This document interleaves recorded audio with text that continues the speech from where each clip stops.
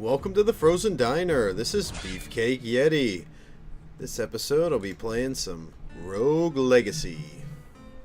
It's an interesting side-scroller game, similar to Castlevania, but with a twist. A genetic twist.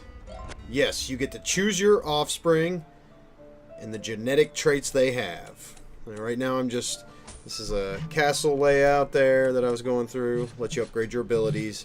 The blacksmith, when given proper blueprints, can fabricate items. There's an enchantress that will attach runes for special abilities for you. The engineer was next to her. He will lock down the castle for a price. What I mean by that is, these castles are procedurally generated every time you die and start over. You got a brand new castle.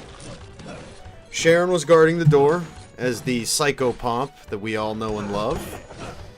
And he will, at least in the beginning, take away all your cash when you restart the castle. Later on, you can bargain with him and end up keeping a certain percentage of what you don't spend, which is helpful. But in the beginning, it seems like a lot of grinding, collecting money, collecting blueprints, like the one I just found there. So that's nice. I'll try to buy that next time if I can. So, also going to... Oh, another blueprint. Look at that. Enter the boss room here. Yeah, sometimes I can tell by the color of the chest that you're going to get something special. I kind of knew that was going to be a blueprint. But it's good to hear the first boss. He's a big eyeball. And, oh no. Oh no. Oh. Alright, well, there I died. Now I get to start all over again. So here are my choices. You got a paladin. Ambivalous means you don't cast spells correctly. I think they come out backwards usually. Not sure what the baldness does for you, but I do know that when you start the castle and it's building, it says that it's balding, which, I don't know, you'd be a baldist. Not sure. See how that goes. Let's pay off Sharon again. The first room is always the same. You get a teleporter. I can't teleport anywhere, so it just brings me back here. But later on, once you reach the next teleporter, you'll be able to come back and forth quickly. So, a lot of enemies. They all seem to have a different fighting styles and attacks that you need to learn how to evade. And you might see me swinging the sword at pictures, because, you know, some of those guys, if you're not paying attention, masquerade as pictures and kind of wobble back and forth. If you run into them, most of the time I take damage from just enemies running into me, or trying to reposition myself so that my attack will harm them. I find myself jumping in the air backwards a lot, trying to turn around.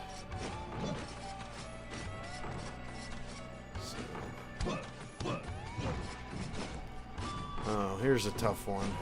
Oh, man. That's some pretty big fireballs you got there, buddy. Ooh. But the sub-bosses end up being the normal enemies on the third round playthrough. But you're not going to be able to find all the blueprints you need in the first time. They give you about 60%, and then the second playthrough you get about 30, and the last playthrough you get the final 10. I've wasted a lot of time on my second playthrough after beating the game once, trying to find them. I didn't realize that, so I just kind of moved on, and that's when I discovered that. So that's a little game tip for you. Some of the projectiles go through walls, some do not. You have to get used to that. Most of the spells don't. But the eye goobers do. I don't know. Eye projectile? I'm not sure. Fireball? That only works if you can spell out how I said it. There was the word EYE in there. I digress. So. Yeah. Yeah, pretty straightforward in the beginning. Quite a grind, I find. So, other interesting traits. ADHD lets your walking speed increase. Your running speed, depends how you look at it. It's a fast walk. It's a power walk, or it's a slow jog. Hey, that could make all the difference between a 5K and a marathon. I don't know. Maybe it doesn't. But so, yeah, some of the rooms you'll find have certain constraints put on them that will allow you to unlock the chest in that room. They are called fairy chests. But here's another teleporter I found. Let me hop in there and takes me back to the beginning. Now, you can view the map anytime. They give you a little map on the wall that's just it's like a approximation that you'll go to the tree area and the dungeon area and the old creepy attic. But, oh, looks like there's a couple of these spell guys. Oh man, Barbatos. Barbatos! Two of them took me out. So, yeah, I don't have a lot of steam yet in this game. I haven't acquired too much stuff. I started over recently, so you get a shinobi class, mage class, ambivalus. I mentioned you fire spells backwards, which is, I don't know. I haven't been using the spells too much lately. Try to equip this blood sword. Gives you vampirism +1, so every enemy death gives you a little tiny bit of HP. Which sounds like it might be okay in the beginning, but it ends up decreasing your health. So you can regenerate your health slightly, but your max health goes down. I'll do it anyways.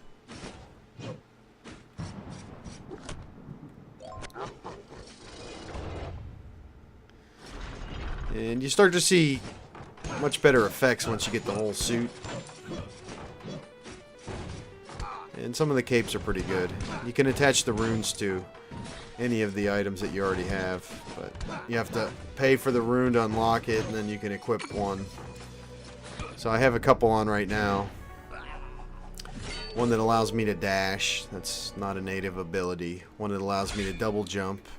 Again, that's a rune influence. And I think I have one called Siphon on, which is the one that gives you MP when you kill an enemy as well. So, Sir Taco. An interesting thing about the names in this game, there's actually some name files for the male and then one for the female heirs that you can alter. So you can put your own names in there if you want. I left the defaults. I didn't find out about it until just recently, but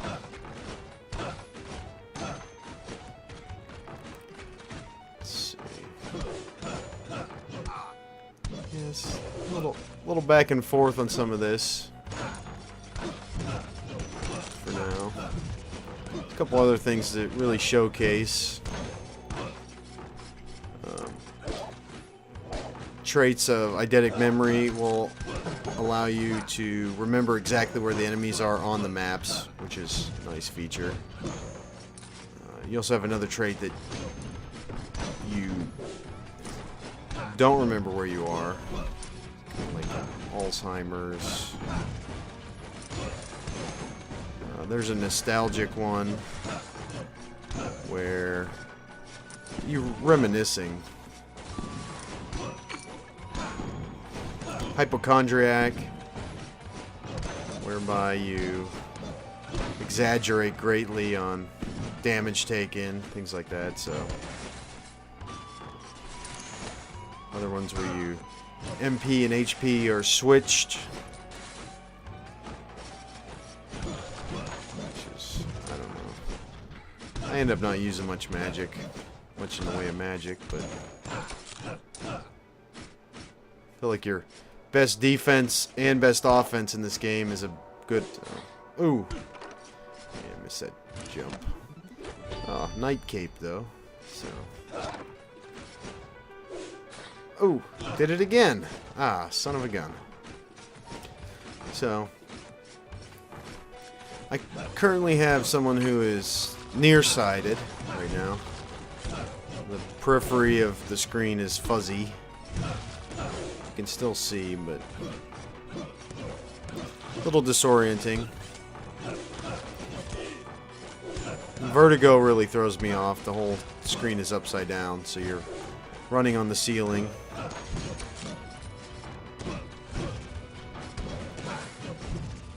Situation like that, you end up having to play it. I don't know. Maybe some people are better at that, but I usually just try to die quickly. Sometimes you don't even have to try. Game's pretty difficult in the beginning, I think. But I've also been making a lot of careless mistakes, too. So. Just trying to showcase that I wanted to die a few times and choose my errors. So...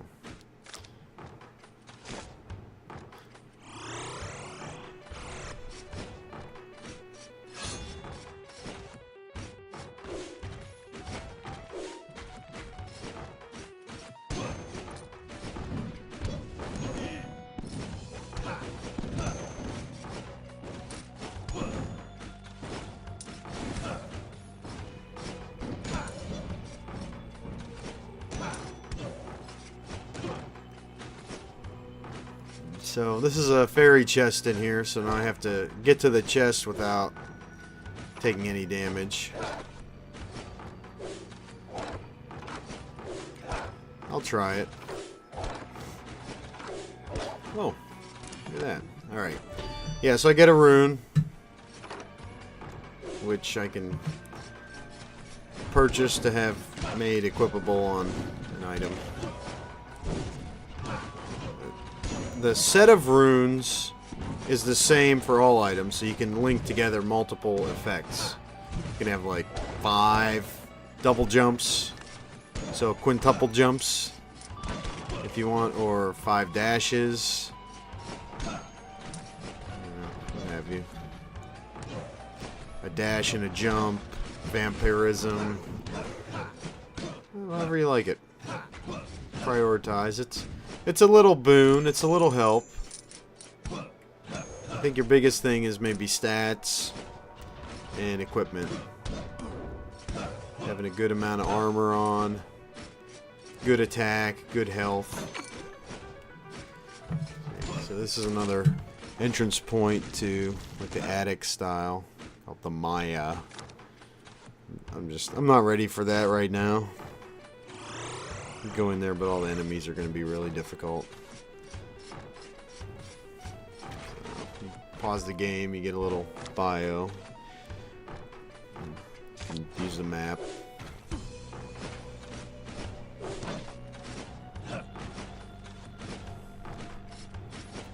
Little fountains here will give you some HP and MP. One thing you get, Dwarfism, too, is a trait that allows you to not ride roller coaster rides, is what it says, but there's actually a number of small portals in the walls. Not in the sense of teleportation, but little hidden passageways. They're hard to see. But I haven't gotten any Dwarfism yet. But you'll see some off-color panels. If I notice any, I'll try to point one out.